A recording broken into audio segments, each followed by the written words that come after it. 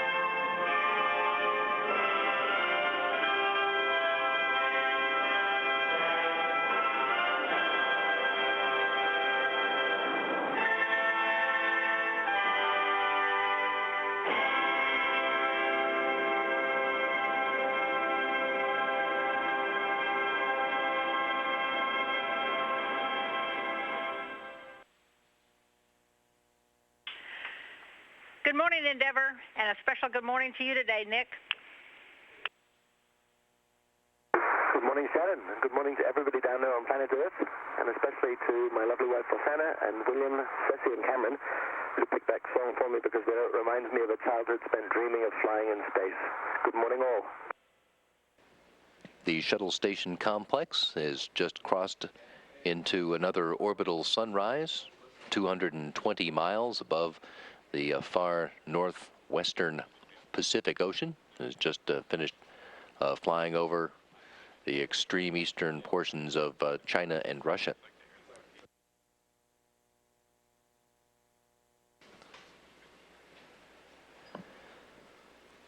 The crew members on both vehicles have got their wake-up call and are currently in their post-sleep periods, having breakfast and getting ready for the day ahead.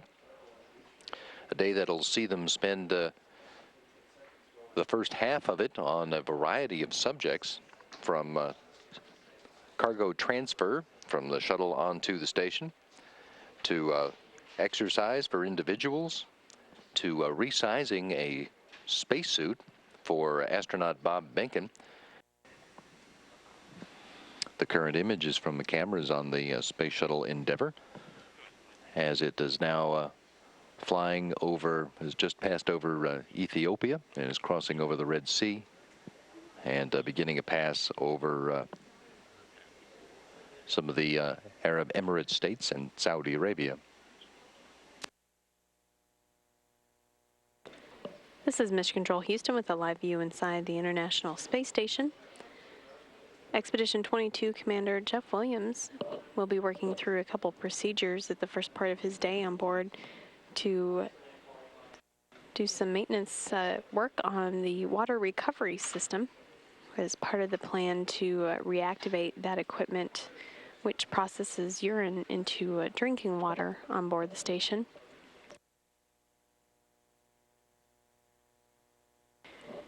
The component that he is replacing first is called a distillation assembly for the urine processing assembly, and a new one was delivered to the station aboard the Space Shuttle Endeavour.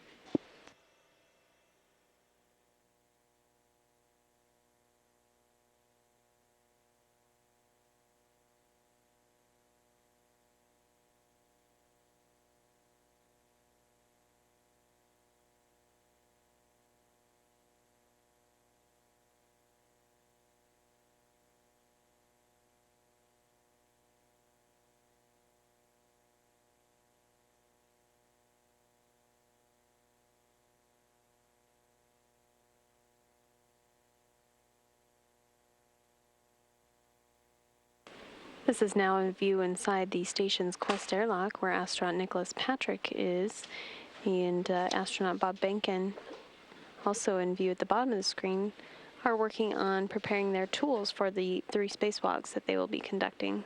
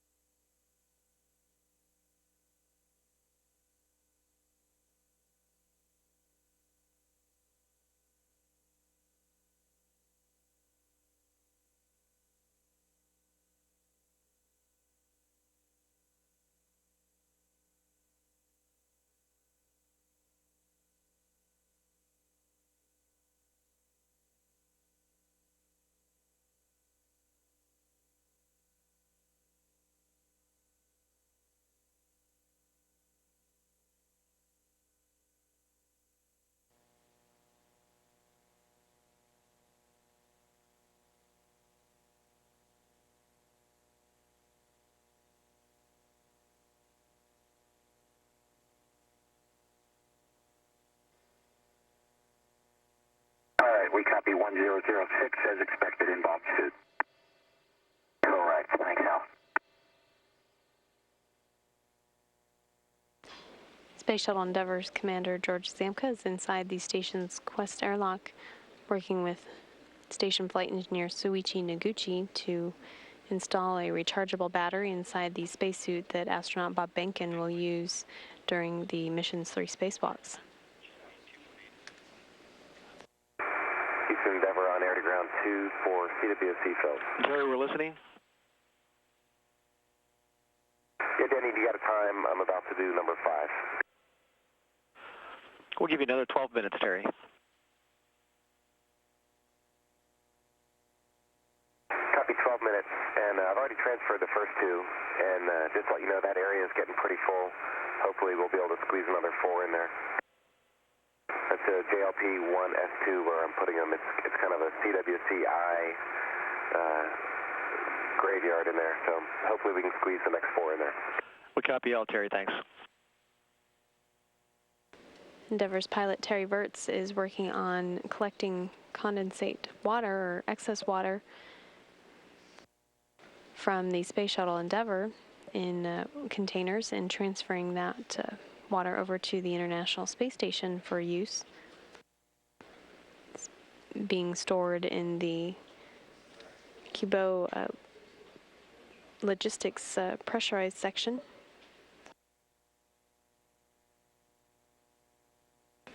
This is now a view from a video camera on the outside of the Space Shuttle Endeavour looking down at the Earth, 213 statute miles below as the Space Shuttle and Space Station pass over the northwestern coast of Africa.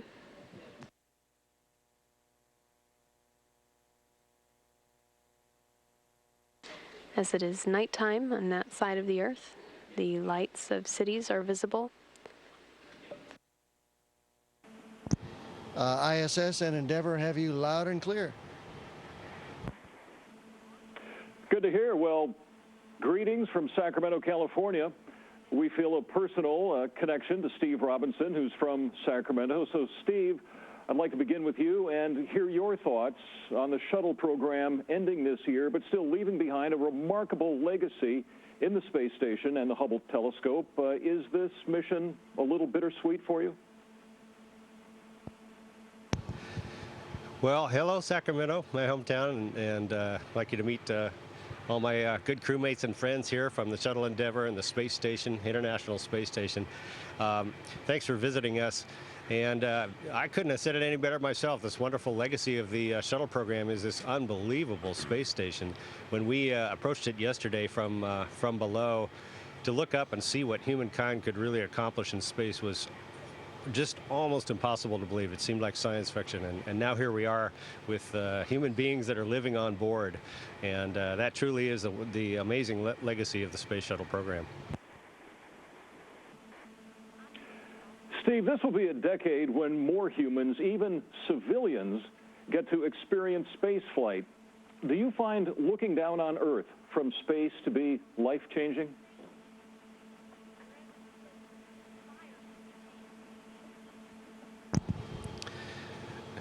Yeah, I think it really does broaden your view of humans' place in the universe, and I guess when you're in space looking down on the Earth, you feel more like you know, a citizen of the planet, even more than your own patriotic feelings, which are also very strong.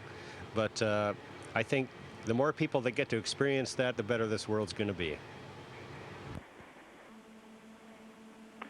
After the shuttles are retired later this year, it's possible that the next astronauts launched from American soil to the space station will be on a spacecraft built by a private company developed with the help of NASA. Are we on the brink of a new era in space flight, a new role for NASA, but also one that might see even greater resources put towards space exploration? Well, the nature of spaceflight is that every era is a new era, groundbreaking, pioneering, and trailblazing. It's things, we're in the business of doing things that haven't been done before.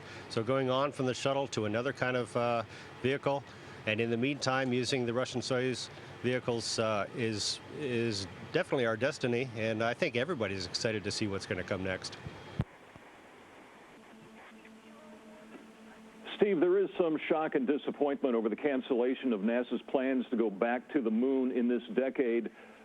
Your reaction to that, and do you think space exploration will remain a key part of America's greatness and continue to inspire just as it has for the past 50 years?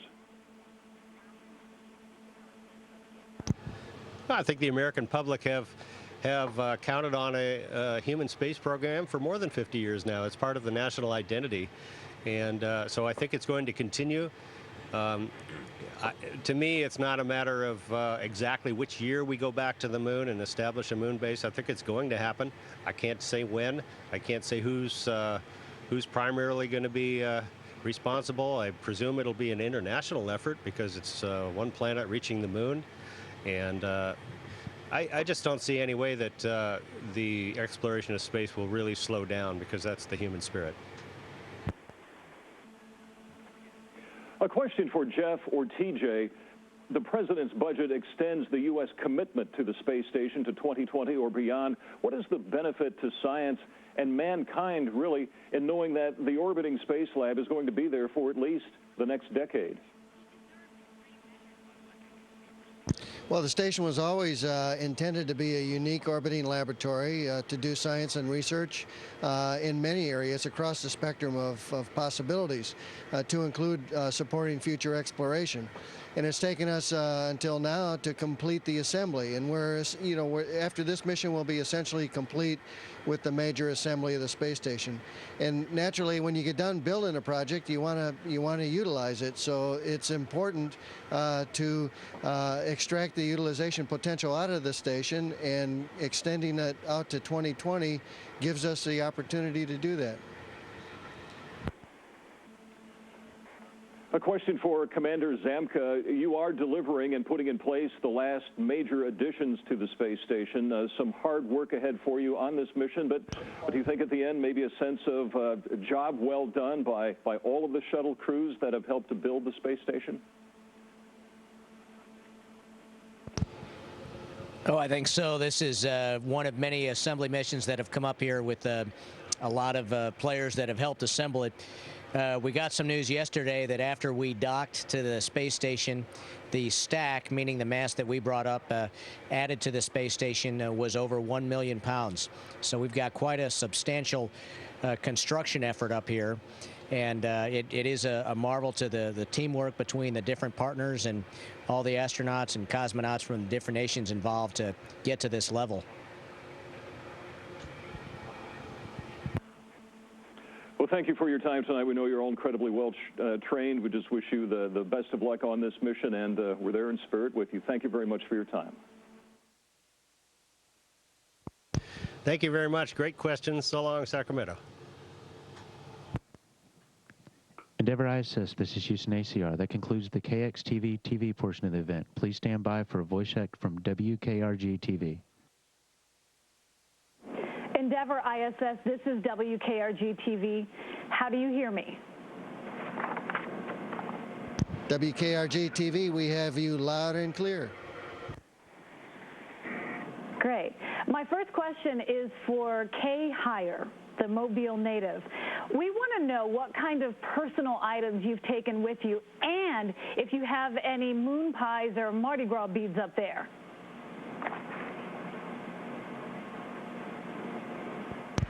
Good question. Hello, Mobile.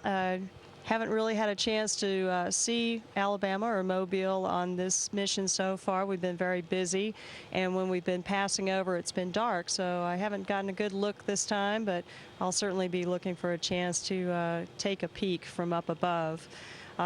Certainly, we'll be spending Mardi Gras on orbit this year, so I think we're going to have to bypass the celebrations, and well, we'll just have to catch up on that next year. But we actually don't bring that many personal items into space. We're very space limited and weight limited, and we share a lot of items as well. So very few personal items, and no Mardi Gras beads, but I might have to take a look and see if there might be any special moon pies. Moon pie seems Okay. How were you so lucky to be able to be one of the last astronauts to get on before the shuttle program ends? I really don't know why I was so fortunate, but I will tell you that I feel very blessed and very fortunate to be a part of NASA, a part of this international effort, and especially a part of the Endeavour crew for STS-130, and to be joining the expedition crew here on the International Space Station. I just can't even describe how wonderful it is, how all of these different people work together to make all of this happen and make it all so successful. I'm very, very honored and very fortunate. What is it like at the space station, and what room are you specifically in now, and what goes on in there? Well, I think I'd like to turn this one over to TJ and let him answer.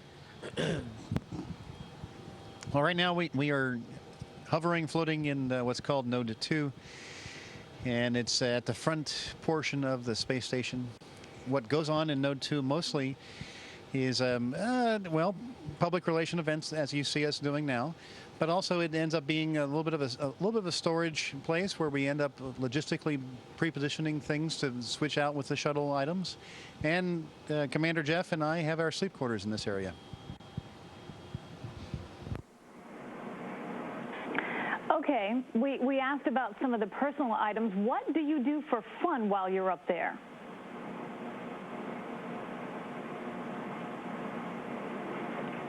Well, since I've got the mic, I'll at least start off with this. As you can well say, you know, our days are very busy, so it's a race to try to get ahead of the schedule to be able to build in some time to do some of the fun things that we end up enjoying a lot. But probably on the top of the list is being able to look out the windows and take pictures of a gorgeous view that we have of the Earth, which is one of the reasons why I think it's very important, and we're so excited to have the shuttle crew here with us, as they're bringing up the window of all windows for the space station, and we can't wait to be able to take a gander through that.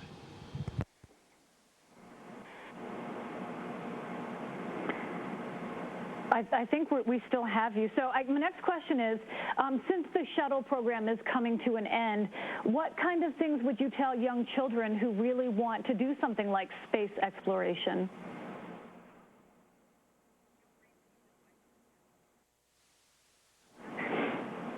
Okay, I'm going to go ahead and repeat my question one more time. What type of advice would you give children who dream of being involved in space exploration?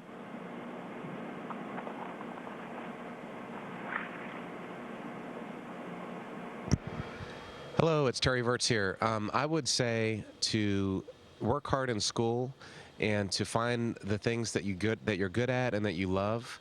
And if you find those things and you work hard at them and you study at them, you're going to be successful no matter what it is in life. And so I think it's really important just to be motivated, to find your passion, find your dream, and find your calling, and work hard at that in school. Okay, my last question is for Kay, once again. Do you have any fond memories you can share from Murphy High School? And Miss Frances Sibley from Murphy wants you to call her when you get back to Earth. Wow, thanks so much to the folks at Murphy High School for remembering. And wow, it was just a wonderful experience I had as a student at Murphy High School. And I would encourage all the students of Murphy High School to follow Terry Wirtz's advice, as he just told you, to work hard in school, because you never know what opportunities are going to become available to you later on. So you want to have that good solid background so that when these fantastic opportunities open up, who knows, maybe they'll be in space for people that they can take advantage of those opportunities. Okay, thank you so much for all of you joining us, and good luck on the rest of your mission. Thanks so much, and so long from the International Space Station and Space Shuttle Endeavour. Endeavour ISS, this is Houston ACR. That concludes the WKRG TV portion of the event. Please stand by for a voice check from KMOX Radio. Endeavour ISS, this is KMOX Radio. How do you hear me? MOX Radio, we have you loud and clear. Excellent, Endeavour. Thank you all for your time with us tonight. And I want to start with Mission Specialist Bob Benkin, who has a connection to our KMOX listening audience in St. Louis, being a hometown guy. And Bob, talk about how special it was for you to be in the cockpit during that last night launch of the shuttle. Well, first of all, I'd like to just say hello to everyone back in St. Louis, and particularly all my family and friends that are still there. As far as night launches go, this was my second night launch, and so it was pretty exciting to have the opportunity to go out at night and then see the sky all lit up in the pictures, of course, post-launch. My first flight, when we launched at night, we actually went into a cloud deck after about 20 seconds, and so all the folks who had come to see the launch actually didn't get to see very much because we had disappeared behind the clouds. But from what I'm told in the pictures I've seen, this one was really spectacular, and they were able to see the shuttle all the way through almost to the point that we shut off the main engines. And so that had to be really exciting for the folks who had the opportunity to come down and see one of the shuttle launches before the shuttle program ends here this year or next year.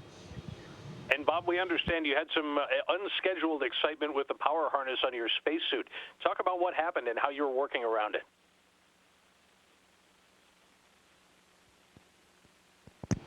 Well, it turns out that the spacesuit that we brought up with us wasn't able to get power from the battery pack that rides underneath the backpack that you see on the spacesuit up to the TV system that allows the ground and the folks inside the space shuttle to actually see what's going on, basically be additional eyes looking over my shoulder while we're out on the spacewalks. And so what we had to do, George Zamka and Soichi Noguchi, another crew member who's probably not on the video right now, but who's also living up here on the International Space Station as part of the station crew, swapped out to another suit for me. So I'm basically going out with a different suit that doesn't have that power harness in it, so it shouldn't give us any more trouble. Good news there. And this is for shuttle pilot Terry Wirtz. Terry, originally from Maryland and your home state right now is under blizzard conditions. I'm just curious, what does a blizzard look like from space? Hi, I have heard about that. In fact, several of my friends were not able to make it to the launch because they got several feet of snow. And just a little while ago, I was down in the Russian segment talking with the cosmonauts here, and we looked out as we flew over Russia, and it was very white.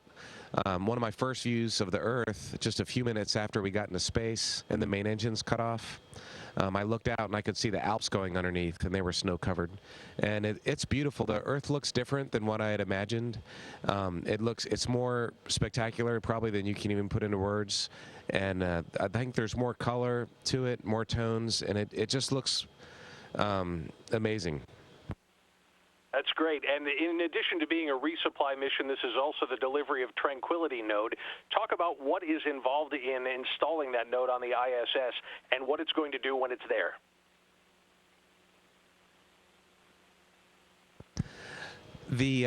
Actually, we have two nodes, two modules we brought up, Tranquility, which is node 3, and then we also have the cupola.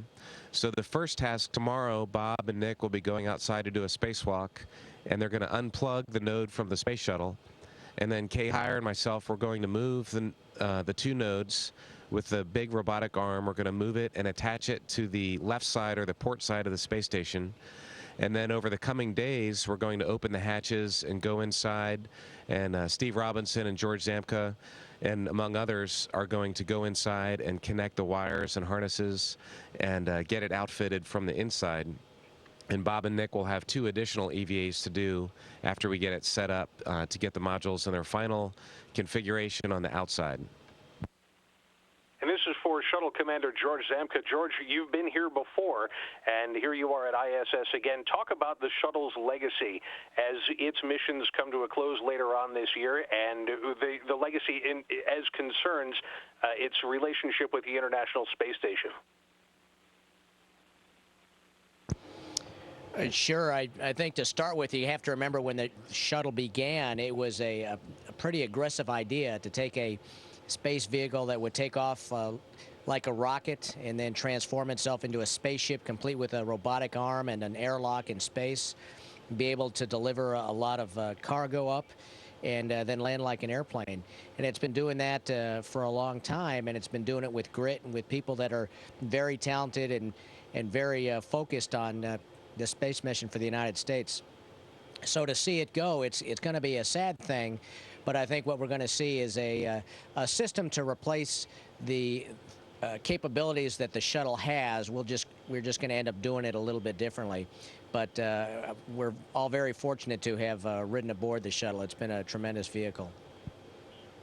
Thank you. And one last for Mission Specialist Steve Robinson. A lot of people follow the space program, to be sure. You've also got followers of your rock band, Max Q. And for folks who want to know when and where your next gig is going to be, how soon are you going to be back to Earth playing guitar? Oh, I don't have to wait till I get back to Earth. There's a guitar right about 50 feet from me down there in the node, and my poor crewmates here are going to get tortured here one of these days. So thanks for asking, and welcome aboard the International Space Station. Endeavour, thank you so much for all of your time, and Godspeed.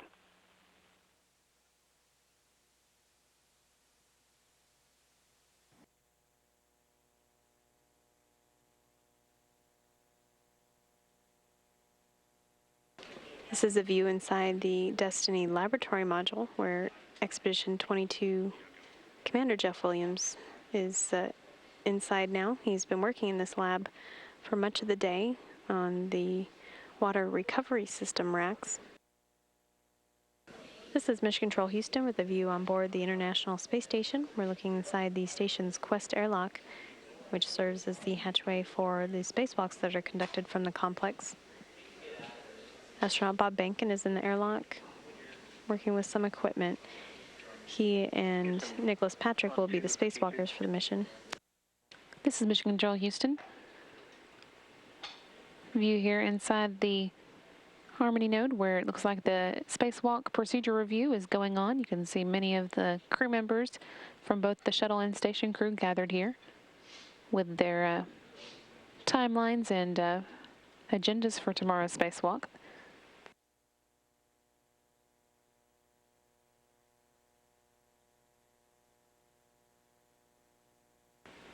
Again, the spacewalkers for all 3 spacewalks of the mission will be Mission Specialist Bob Behnken and Nicholas Patrick. You can see Patrick there along the right-hand side of the screen in the maroon shirt. And Bob Behnken beside him, just behind Kay Heyer. That spacewalk scheduled to begin at 8:09 p.m. Central Time this evening. Spacewalkers tomorrow are going to be getting it ready for its installation and disconnecting some cables that have been keeping it healthy inside the shuttle's cargo bay and removing insulation before Higher inverts, then use the space station's robotic arm to pick it up and move it to the port side of the Unity node, which you can see through the hatch in the background here. It'll be installed there along with the cupola, which is currently installed on the opposite end of the node from the one that will be actually connected to the station. Then that cupola addition is going to be moved to the Earth-facing port on Tranquility later in the mission. And this is Stevie Ray doing, this is our first transfer ops of the mission. I'm sure Liz and team will be happy to see this. And there he is, stowing that bag in Node 2 under a bungee. There's Bob and Nick. They have been working furiously all day getting ready for their EVA, and they're ready, in fact, at this time. So they're ready to go out tomorrow, but there they were preparing their spacesuits for the big EVA spacewalk tomorrow. So Suichi took our camera graciously today, and Zamo got a chance to work out on the ARED, which is the space station exercise machine. And you can see Zamo in the background there taking pictures. And this was me working out. It takes some getting used to because the floor doesn't stay put. The middle of your body stays put, and your head and your feet move away from it. So it definitely takes some getting used to.